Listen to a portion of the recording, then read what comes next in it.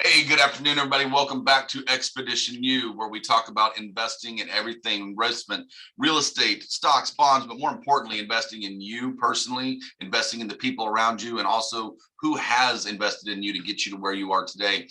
Very, very excited today and honored. We've got Stephan Poschik. I got that right? All right. And he is with CHC Corporate Health Consulting. So Stephan and I have a mutual connection through the 10X incubator, and I've been listening to some of the stuff he's been working on. It sounds very, very interesting. But so Stephan, what I would love to do, by the way, congrats, welcome, and tell us where you are today. I think you said you're in Italy. Yeah, correct? Of course, in Sardinia, in Italy. So I have a beautiful view over the coastline and over the sea. So I'm originally from Austria, but I will tell a little bit more in the next minutes. But at the moment, I'm sitting with my family in Sardinia, working remote from here, and I actually just love it. I can imagine you do. Don't let my wife hear that you're in Sardinia. She's going to tell me I need to come visit. So okay, no problem. We'll figure this out. Well, I'm in Houston. The views are not as pretty. Our water is brown. So, one of the things we really like to start off with here at Expedition U is we want to hear a little bit about, who is Stephan, kind of where have you come from? We believe very, very strongly that everyone has a unique story and everyone needs to hear, or somebody out there needs to hear your story. So give us, just a few minutes of kind of what your background is, where you grew up, kind of how you got to where you are and how you got that entrepreneurial spirit. Of course. I first of all, thank you for having me. I really appreciate this. And of course, I am going to tell you a little bit more about myself. So actually, I have to go back a couple of years. When I was 8 years old, my childhood ended. Because at this day, my mom sat next to me in my bed and she told me, hey, your dad will never come home again. Oh, wow. And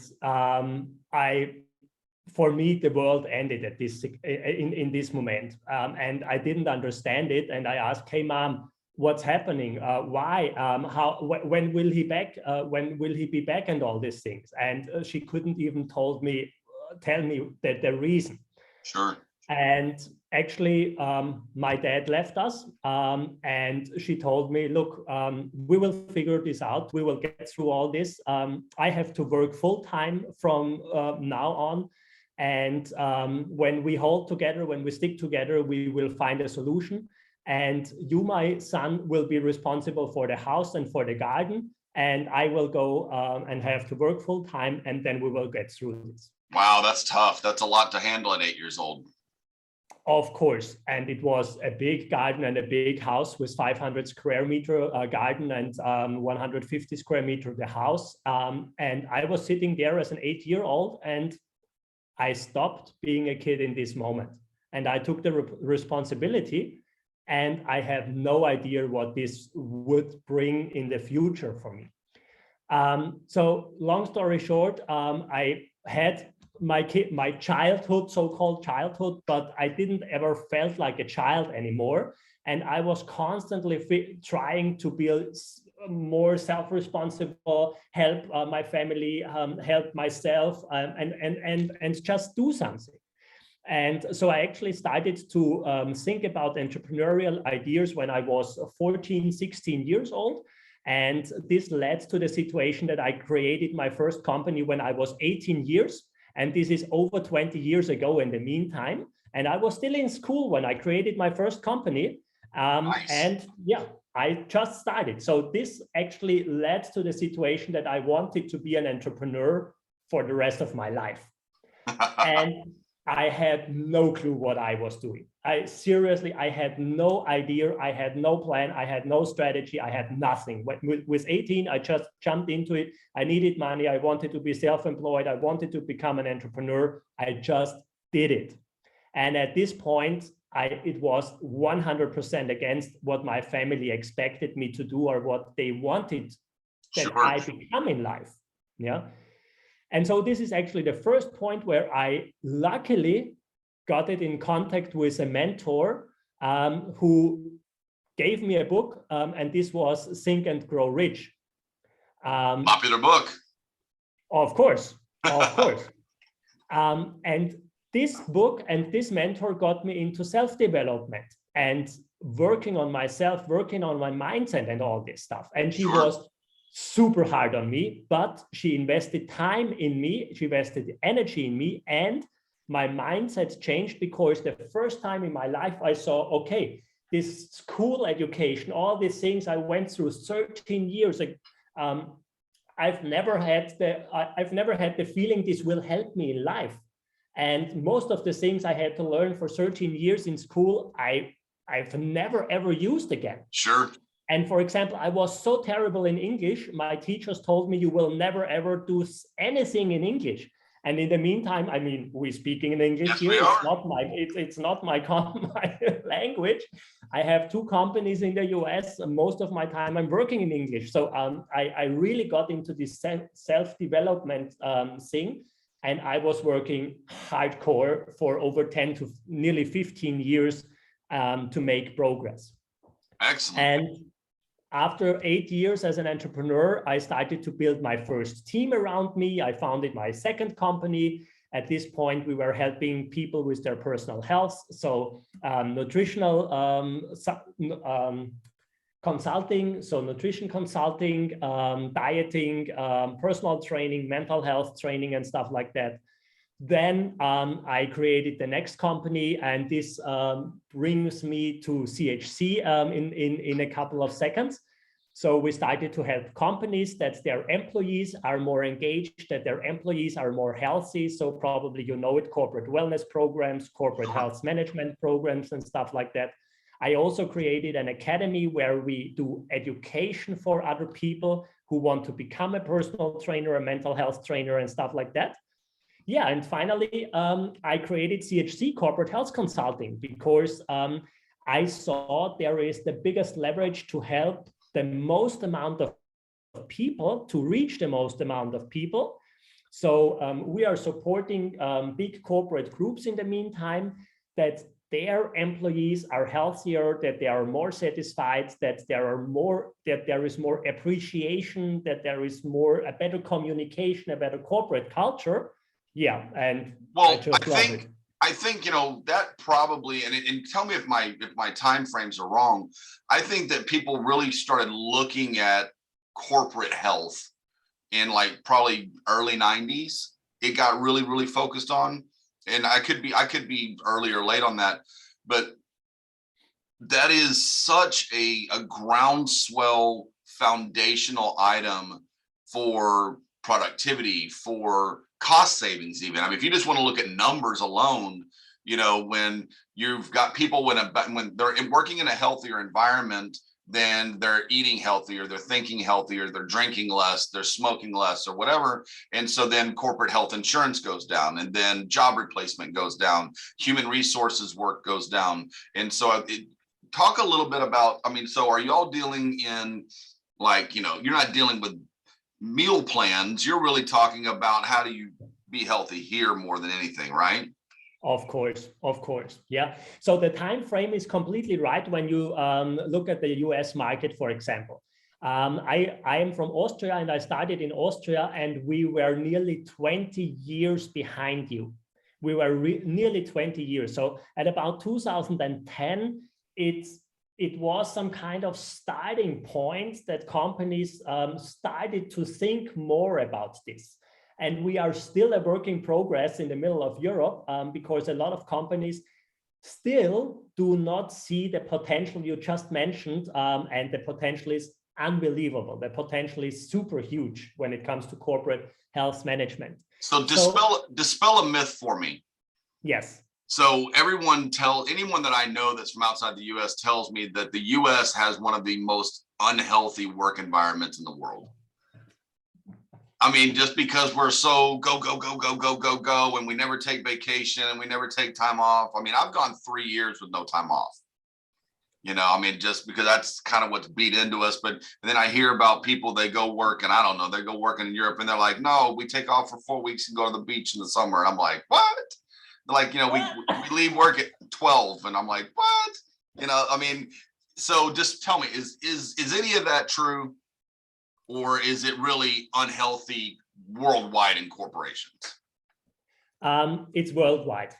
It's really worldwide.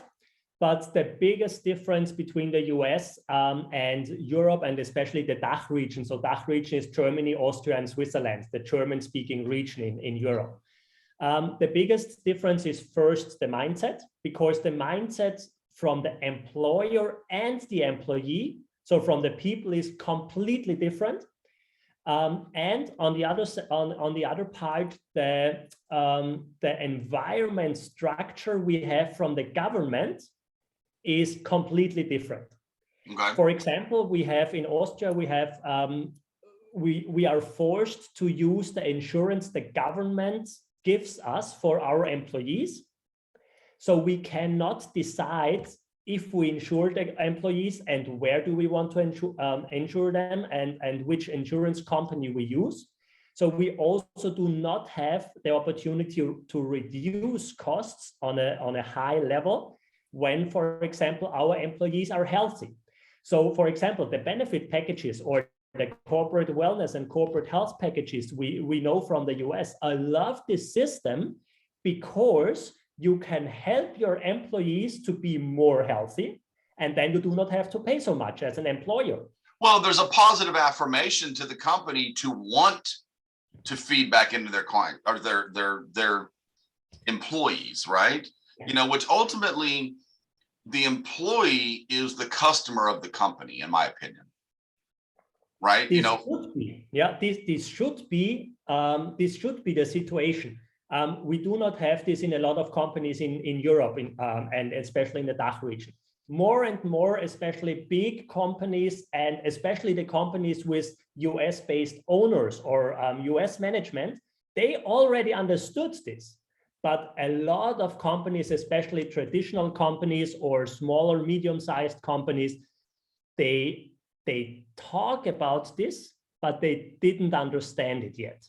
Well, you know what's interesting to me is that, and I know that the United States is kind of the starting point for like the Googles and the Amazons, and like, you know, hey, you come in and they got free gourmet breakfast, and you can work from home, you can work from here. By the way, why don't you go take a nap? You know, they got nap centers, they got all this other stuff. But those same corporations in the United States are calling for nationalized healthcare, which just blows my mind, you know, because of some of the same concerns that you talk about. So how hard is that transition and that mental mindset when you go into a business? So I'm assuming you reach out to a corporation and you say, hey, you know, we can increase production, we can increase, you know, longevity of employment, employee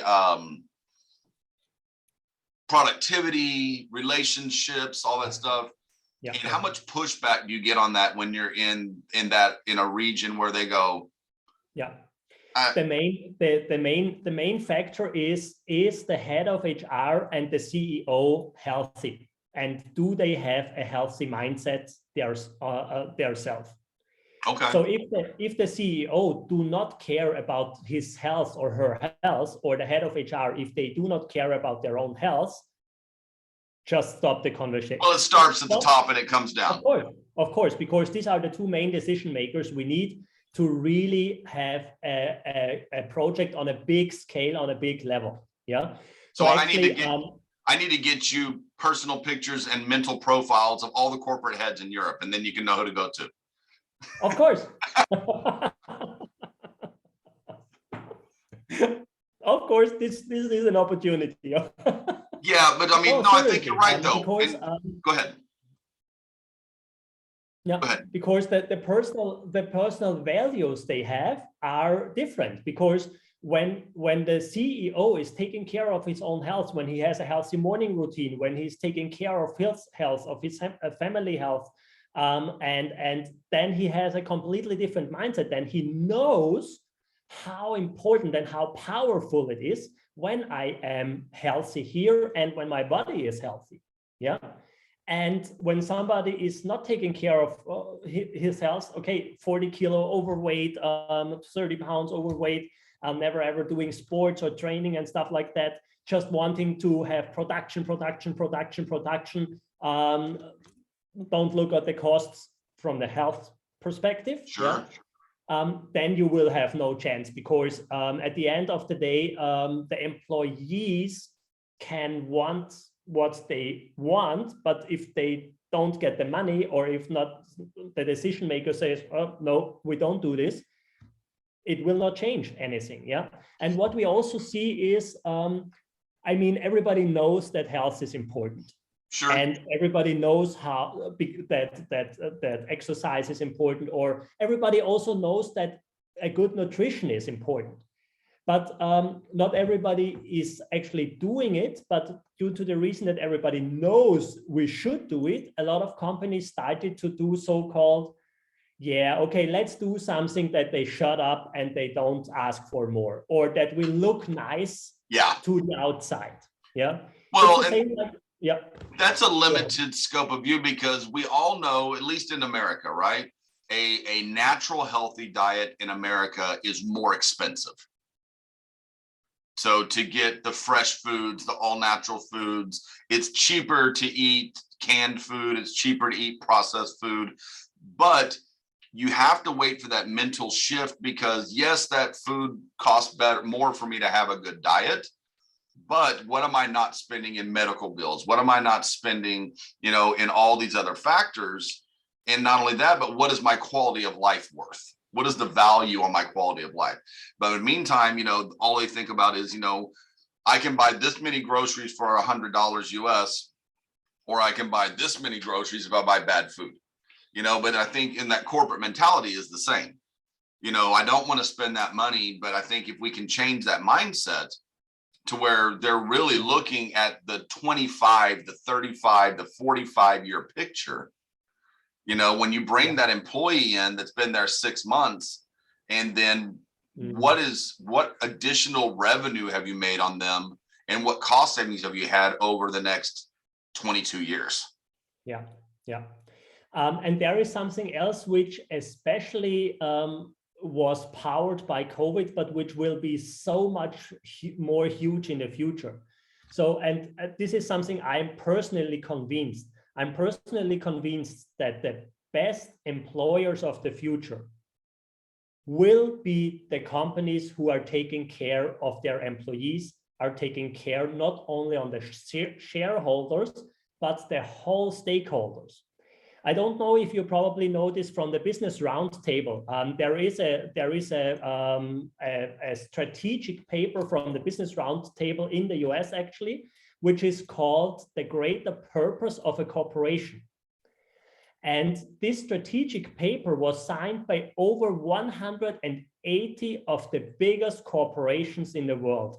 So the CEOs of the biggest corporations in the world signed this strategic paper. And this was long before COVID. So years before COVID hit, this was signed the first time. And it is all about the bigger purpose of a corporation. A corporate manifesto. Yes, some kind of this. And bring it to the point, to be successful in the future, we have to stop to just focus on shareholder capitalism, but we have to transfer to a stakeholder capitalism. And when you look at the companies and at the problems to get great talent, to find great talent, to retain great talent, when you look at the companies, how it is more and more difficult to recruit people. For example, here in Austria, our workforce, our available workforce is done. There is no more educated and skilled workforce on the marketplace. So the only way you can recruit really great talent is you have to get talent from your competitors, or you have to get talents somewhere in the countries around us and bring them to our country. There is no other people around in the meantime. Yeah. So I've got, I'm sorry, go ahead. Yeah. And when I am an employee, and when I know I have great talent and I'm a skilled worker or a skilled employee, no matter if it's blue collar or white collar workers, yeah, I can decide in the meantime to which company I'm going to work with in the future. And this will be so much more in the future. This just started, and we will see so much more in the next 5 to 10 years, And back to my personal opinion, I'm really, really convinced that the employers of the future will have to take care of their employees. Otherwise, they have no chance to attain great talent. So going back to money, right? Because it all goes back to money. Yeah. And so, I mean, you talked about a pivot during COVID, a lot of corporations were very, very quick to pivot to working remotely because it was an immediate cash infusion. I can let people go. I can get rid of offices. I don't have to pay the electric bill. We can really, really downsize very quickly to offset any potential costs. And even in corporations where they really weren't being hurt financially, they saw this opportunity to do this. What do you think is going to be a long-term socioeconomic and mental and physical health correlation to working from the desk in the back room of your house for 20 years? I mean, the lack of social interaction, the lack of, I can be fat and ugly in my house because I don't have to go to work and my buddy at work go, you got fat. I mean, what is the implication there, you think? Yeah, I think the solution will have to be a hybrid version and a very specific hybrid version, not the hybrid versions what most of the companies are trying at the moment. What I see in the marketplace in hundreds of companies all around the globe is most companies try to do some kind of hybrid. Okay, we have 3 days in the office, 2 days in home office, or 4 days, 2 days, something like that. Okay, but this is again for everybody. So they do not listen to their employees and they do not talk to them. And that's the problem. And they're not getting input from the individuals. Exactly. And this is, in my opinion, this will be the solution in the future. Because what we saw in the last 2 years, there are a lot of people who are made for remote work and who are made for home office. I am somebody like this. I am made for remote work. When I can decide to work here in Sardinia with beautiful view over the coastline, and I have so much more energy, I am so much more vitalized, I'm so much more productive. Yeah, sure. But there are also people who are made to work in the office. And it also depends on their personal situation, because honestly, I understand everybody who got massive problems in the last 2 years in his home office. When you have, for example, I don't know, 100 square foot, 300 square foot apartment or something like that. You have 2 kids, you have 3 dogs, 5 cats, you have a husband, you have a wife, probably grandma is around, yeah? And you have to work from the kitchen table. Just get rid of the dogs and the kids, it'll be okay. Of course. Or leave your home office and go back to work. Hey, there's another option. Okay, that one's cheaper. We'll do that. Yeah, of course. No, I think you're right. I think that's awesome. So how long have you had CHC? How long have you, when did this start? Where are you at now? And where do you want to take this? What's your goal? Yeah. So I see my whole entrepreneurial journey, because my whole entrepreneurial journey was always health related when it comes to nutrition, to exercise, and to the mindset. And we just the entry point started a little bit during the last 20 years. So actually the first project with companies, or the first start, was about 12 years ago. And then during the last 12 years, I developed this international consulting service company. And we are still located in Austria, but we are operating all over the DACH region. So Germany, Austria, Switzerland. We have a location in Miami where we are supporting North American market. So we are going worldwide. And this is also what my vision is. So my vision for CHC, for corporate health consulting, is we are going to bring the health into the mind of every single C-level management all around the world. That they finally treat their employees like they should be treated. So with respect, with communication, with appreciation, with good communication, and with health. What's interesting is there was a transition over, I would say, probably somewhere around the late 50s to the 60s, in the US. So, prior to that, so you in the 20s and 30s, everybody pretty much worked for themselves. You were an apple farmer, you were a crop grower, you did cotton, whatever. And then everybody went into this corporate environment and you got a job, you stayed there for 40 years, and then you retired and they gave you a pension. All right. And then we got into this disposable era, disposable water bottles, disposable people, disposable cars, everything became disposable. And that's where a lot of, because they had the unionization in the United States, where the union stood up for the workers and that. But then, when you have that 10, 15, 20, 30-year relationship with an employee or coworker, you become invested. You become much more invested in them as a person, as a human being, not a number on a piece of paper, right? Yeah. And I think that as the world is becoming smaller again through technology, we have the ability without the cost, because they stopped doing that because pensions got too expensive and this guy's been here too long, his salary's gotten too much, I can hire somebody younger for half as much money, and people became disposable. But as the world becomes smaller, technology advances, and we can go back to, I think we have an opportunity to go back to an old way of thinking, but without giving away the financial line that is necessary in a business. I think that you guys are on the precipice of doing something amazing. I think that's fantastic. Thank you so much. I really appreciate this. Thank you. Absolutely. So, you're going global. What's next? What's next? Pretty simple. I'm an entrepreneur in every cell of my body. I'm really in every cell of in my body. Also in the last years, I started to help other entrepreneurs to become more successful. Because nice. Why? I created 6 different companies in my life in the meantime. And I started my last company last year in summer, a tech startup. I will tell you a little bit more, but I really, really love to be an entrepreneur. And I failed so many times as an entrepreneur because I didn't have the knowledge. I didn't have mentors. I thought I know everything. I was too stubborn, 100,000 reasons why I failed. Sure. But I've always got up again and started over and started to pivot and find another solution.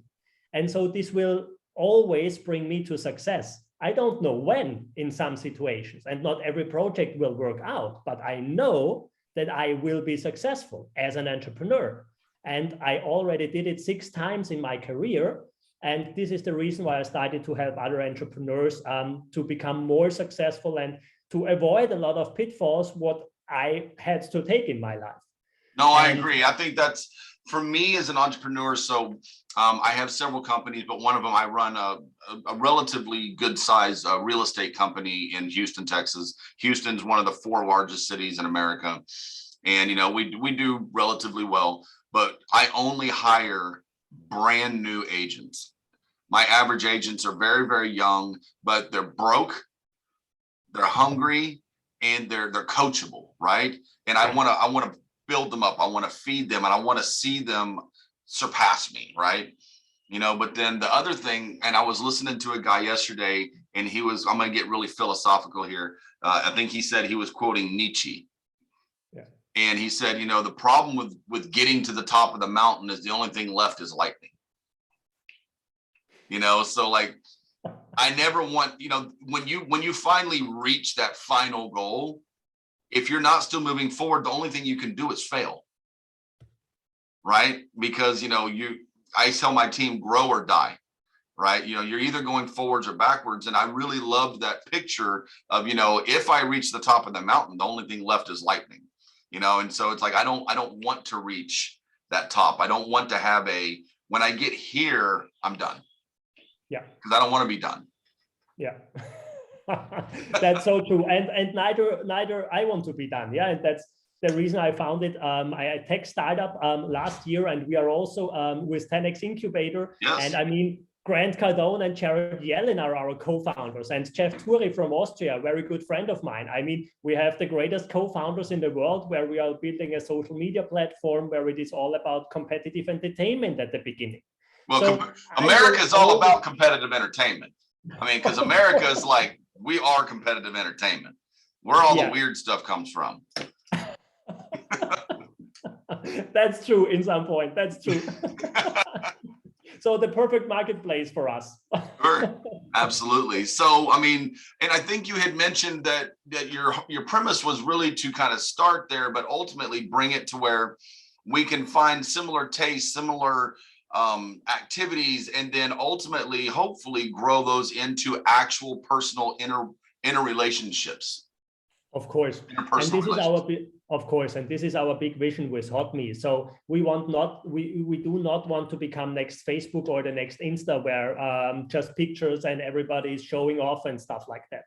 But we want to make social media social again. And what do we mean with social again? We want to use social media to connect people, but then bring them together in real life.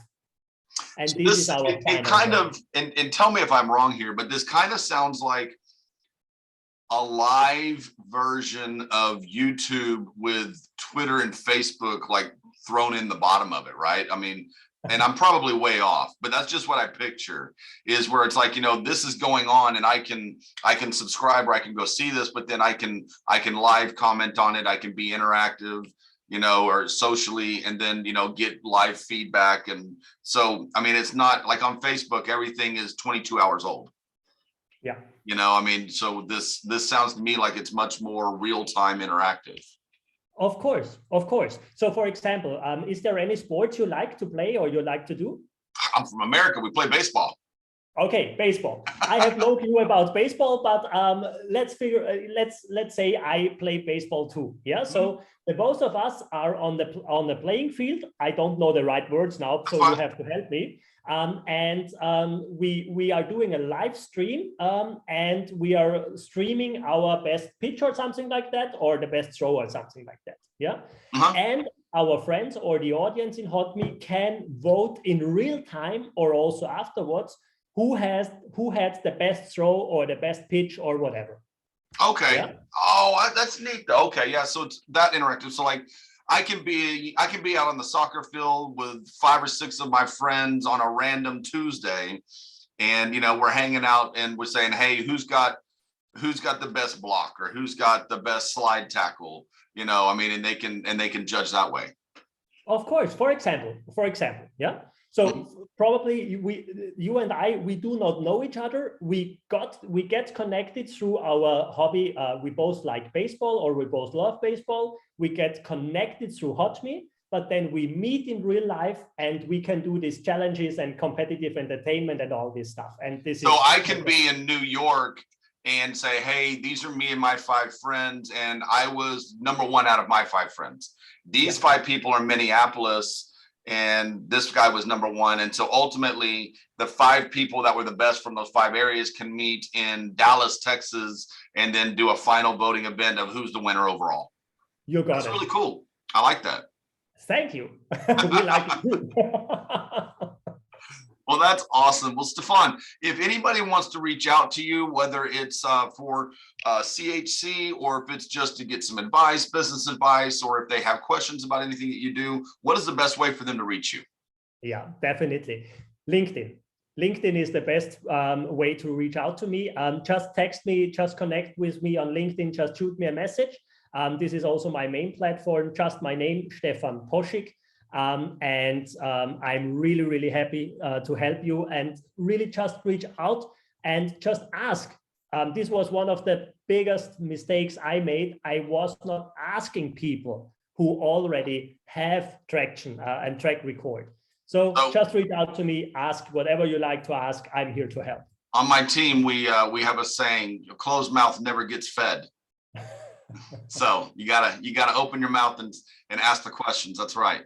That's true. Well, Stephan, thank you so much. We really can't tell you how much we appreciate you being here. I'm super excited for everything you got going on. I'm going to have to see if maybe the next time we talk, I can be in Italy and you can go back to work.